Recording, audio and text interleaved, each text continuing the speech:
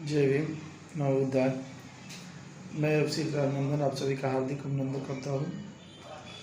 आज का ये मेरा वीडियो है कि शिक्षा क्यों ज़रूरी है।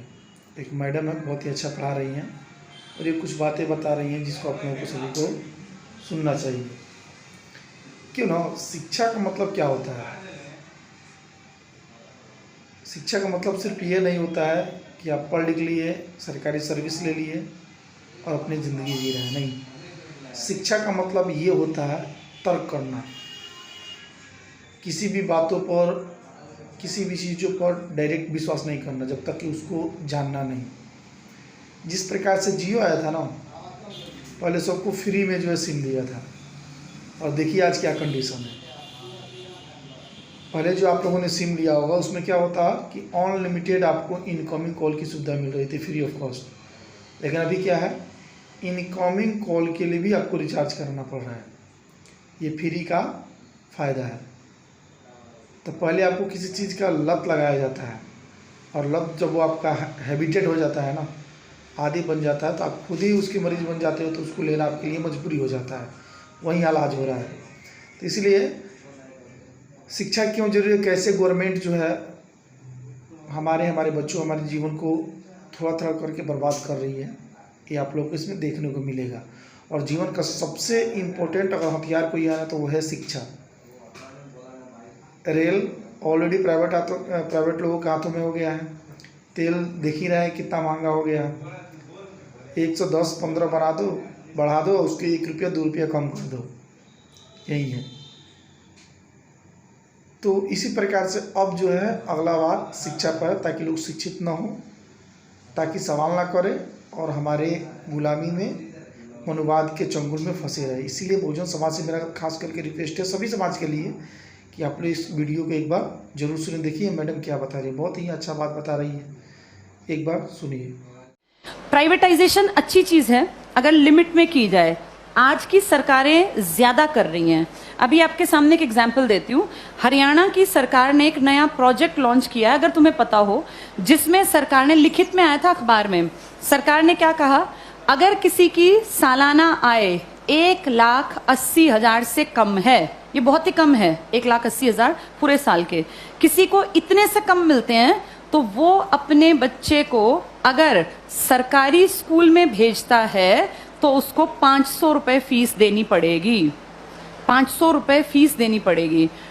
और अगर वो अपने बच्चे को प्राइवेट स्कूल में भेजता है तो उसकी फीस हम भरेंगे, यानी सरकार भरेगी। 1100 रुपये तक हम उसको फीस दे देंगे। अब सोचो, अपने घर से बच्चा सरकारी जाएगा तो पैसे लेके जाएगा और प्राइवेट जाएगा तो खाली हाथ जाएगा, क्योंकि उसके पैसे कहाँ से आएंगे? सरकार। बड़ा अच्छा काम है ना, अच्छी चीज़ तो है ये। लेकिन इससे पता है क्या होगा? 5-7 साल बाद सरकार कहेगी बजट बहुत गड़बड़ा गया और ये जो 1100 रुपये हम देते हैं, हम आगे इसको कैरी ऑन नहीं कर पाएंगे। उन 5 सालों में सरकारी स्कूल बंद होने की कगार पर आ गए होंगे। धीरे धीरे करके सरकारी स्कूल से एडमिशन्स खत्म, अभी भी कम है, खत्म। फिर 2-3 साल बाद क्या करेंगे? बजट में कहेंगे सरकारी टीचर्स बिना बात तनख्वाह ले रहे हैं, बच्चे तो हैं नहीं, बिना बात पंखे चला लेते हैं, खर्चा है, चपरासी रखना पड़ता है, क्योंकि सरकारी स्कूल के टीचर कहाँ जाएंगे, सैलरी तो मिलती है मोटी। फिर कहेंगे सरकारी स्कूलों को प्राइवेटाइज कर देते हैं, जिसको खरीदने हो स्कूल वो बता देना। पूरे देश में इमेजिन करो, हर गांव में स्कूल है, कितनी कितनी जमीन होगी, हर जगह कुछ ना कुछ बिल्डिंग बनी हुई है। ये अरबों की संपत्ति है। किसके पैसों से बनी है ये? हमने कभी तो टैक्स दिया, हमारे माँ बाप ने, दादा ने। हमारे उस पैसे की संपत्ति को बेचने वाला कौन? सरकार। वो पैसा खाने वाली सरकार। उस पैसे का इस्तेमाल हमारे लिए थोड़ी ना करेंगे, हमें पता ही नहीं कहाँ जाएगा। सारे स्कूल कुछ सालों में देखना तुम, बड़े जो ये कैपिटलिस्ट लोग हैं ना, पूंजीपति, इनको ट्रांसफर हो जाएंगे। कारण यही होगा कि भैया हम तो मेंटेन कैसे करें, बच्चे नहीं आते यहाँ, हम कैसे करें? अब सारे बच्चे ढल गए प्राइवेट की तरफ, क्योंकि वो फ्री सोच रहे हैं इसको। वो सोच रहे हैं हमारी फीस कौन दे रहा है? सरकार। सरकार ये फीस कुछ साल बाद बंद कर देगी और जब वो गरीब लोग वापस आएंगे ना कि यार सरकार नहीं देती, चलो सरकारी में पढ़ते हैं, तब तक सरकारी स्कूल बंद हो चुके होंगे, इन पे बड़े बड़े ताले लटके होंगे, या इनके बोर्ड बदल के लिखा होगा अंबानी प्राइवेट स्कूल या अडानी प्राइवेट। हाँ, ऐसा ही होगा, यही फ्यूचर है हमारा, अडानी प्राइवेट स्कूल। और जब जाके यहाँ फीस पता करेंगे ना तो 5,000 मिनिमम फी है। अब बताओ वो मजदूर का बेटा, वो किसान की बेटी कहाँ पढ़ेंगे? सब चीजें इतनी महंगी हो जाएंगी आने वाले 5 से 8-10 सालों के अंदर कि तुम्हारे देखते देखते चीजें बहुत ज्यादा बदल जाएंगी। और सरकार निजीकरण का, जो लोग पक्षधर है ना, जो कहते हैं निजीकरण अच्छी चीज है, निजीकरण अच्छी चीज है अगर चीज ऐसी हो जिसको अमीर लोग इस्तेमाल करते हैं। भाई ये एरोप्लेन है, अमीर ही जाता है इसमें बैठ के, कर दो प्राइवेटाइज, हमें कोई दिक्कत नहीं, बेच देते एयर इंडिया, दिक्कत नहीं है। लेकिन प्रॉब्लम वो है जिस चीज का इस्तेमाल कौन करता है? गरीब। और तुम उसको प्राइवेट कर रहे हो। जैसे गरीब के पास ऑप्शन भी तो नहीं है ना भाई। एरोप्लेन में बैठने वाला 12,000 की टिकट ले चाहे 20,000 की, उसकी जेब पे ज्यादा फर्क नहीं पड़ता। पर बस में चलने वाले आदमी जो रोज बेचारा 10 रुपए बचाने की सोचता है, अगर तुम टिकट 10 की जगह 50 की करोगे तो वो तो बेचारा मर गया, वो कैसे जीवन जिएगा? तो जो प्राइवेटाइज कहते हैं ना अच्छी चीज है, अमीरों वाली चीजों को प्राइवेटाइज कर दो, कोई दिक्कत नहीं है। जो बेचारा गरीब मुश्किल से जीवन यापन करता है उसकी चीजें क्यों प्राइवेटाइज करा रहे हो? और सरकार अब जो अगली नजर रख रही है ना वो शिक्षा पे है। तुम्हारे ये स्कूल कुछ सालों में सारे जानबूझ के डूबते हुए दिखाए जाएंगे।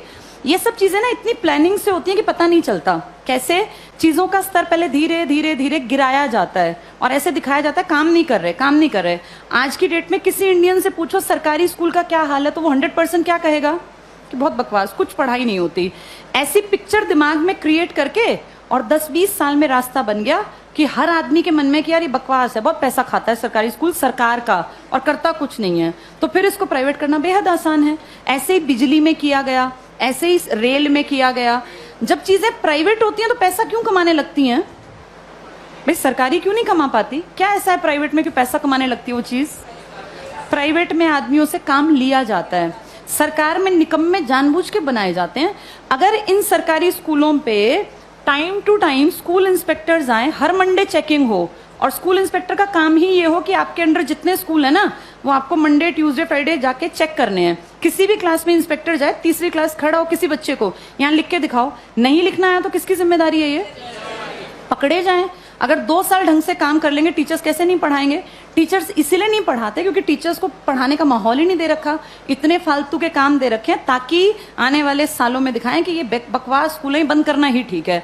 फिर आपको और मुझे भी लगेगा हाँ यार ये सरकारी स्कूल कुछ करते ही नहीं है, जबकि असलियत ये है कि सरकार चाहती नहीं कि सरकारी स्कूल कुछ करें, वरना हर कोई काम कर सकता है। इन्हीं सरकारी स्कूलों से IAS निकले हैं ना पहले लोग। जब तक ये प्राइवेट का कॉन्सेप्ट नहीं था तो पढ़ाई यहीं थी। आज भी सरकारी स्कूल का टीचर बनने के लिए math, science, English, reasoning, Hindi, GK, current सब सीखना पड़ता है। टीचर बनना आसान नहीं है सरकारी स्कूल में। जो तुम पढ़ रहे हो ना तुमसे ज्यादा पढ़ना पड़ता है। और उसके बाद फिर कहते हैं सरकारी स्कूल में करते क्या है? माहौल तुम चाहते ही नहीं क्रिएट हो, फिर बनेगा कैसे? आगे